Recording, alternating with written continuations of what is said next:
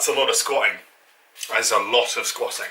So Monday, or really I should say session 1, because it doesn't matter what days you do it on. It's Monday for me. It was 4 by 9 at 70%, and just nines. This shouldn't exist, man. Like, I did the 8s in the first week and second week, and they were enough. But these 9s at 70%, it's so much. You get like 4 reps in, and just I was dead. Anyway, so battled through that first day. The 5 by 7 and 7 by 5 at 75 and 80%, they were all right. I could deal with them. You know, I did them 3 days on the trot. So I did Monday, Tuesday, Wednesday, session 1, 2, and 3. And actually, I felt okay on Wednesday. The Wednesday session was all right. Then we get to Friday. Friday, the day I had been dreading. And all day, so I was supposed to be in the gym at 11.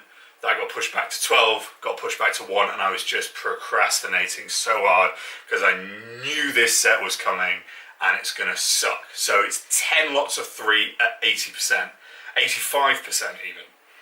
And oh my, it just takes so long. Like, building up to a 3 rep takes, or it should take, about half an hour as you're building up those weights. So I did 60, then 100, then 140, and then what was I at, 155 for these. And first set felt okay, but it's just, you keep going through, and you know, you've done 3 sets of 3, and that is a lot. That's heavy. It's 85% of my max at this point.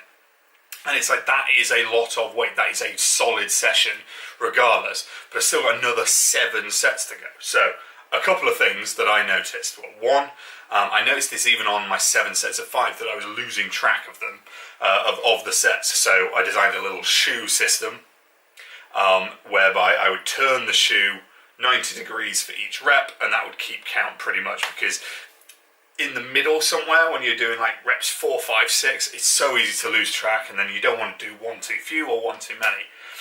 The other thing that I noticed was that, and this is only through videoing, and I think videoing actually here is crucial, because not only are you at the end of a week of training, so you're fatigued from that, but also you're in the middle of 10 sets. Like, not many people out there are going to be doing 10 sets in their regular training. I know I'm not. So you're fatigued. You know, you're getting to reps 7, you know, sets 6, 7, 8. You're just not used to that amount. So I took to videoing just every set, and you'll see here, like, so this is set 5 compared to afterwards when I checked my form, and the form felt fine, but I was basically just doing a good morning. I was pushing my hips up and forgetting to, you know, kind of keep my back in the same angle of attack the whole way up. So not only is it bad form and I'm liable to hurt my back, but it's making my work harder. And okay, yes, squat technique is a whole different issue. There's 1,000 videos on YouTube about it, but what I'm saying here is that in the middle of a Smolov, it's key to do that kind of thing, because I felt like I was doing a good rep, but just because of the sheer amount of fatigue, it's easy for that technique to slip. Like, I know good squat technique, I think I have it when I'm fresh, but just at this point of the program, it all just went. So it's crucial that I was filming that. This is kind of why I like the Smolov, and this is why I've come back to it. This is now my 3rd year doing it.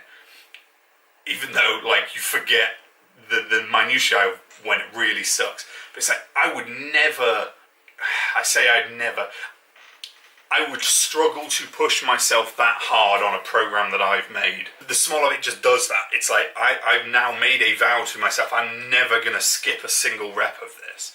I made that vow to myself coming in, yeah, which I wouldn't get otherwise. And so that's why I like the Smolov. I'm now pushing myself far harder on this program than I would have been doing had I just said, okay, I want to try and get 200 kilos in my squat.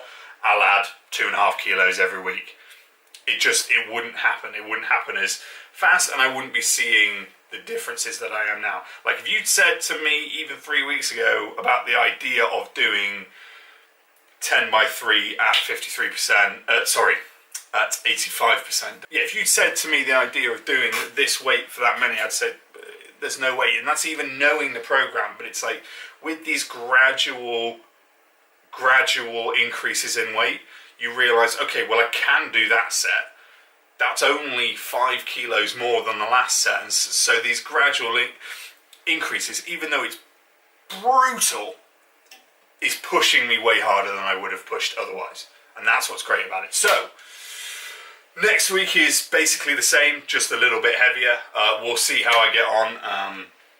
I'm happy with how this week went, but it was hard.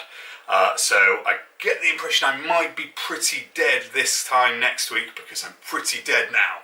I guess we'll see, wait and see. So thanks for watching, guys. I hope this is informative. Let me know if you've done the Smolov or if you're doing it and following along. Be sure to like and subscribe. Drop me a comment down below if you've got any questions at all. Be happy to answer them. See you next week, if I'm still alive. Bye, guys.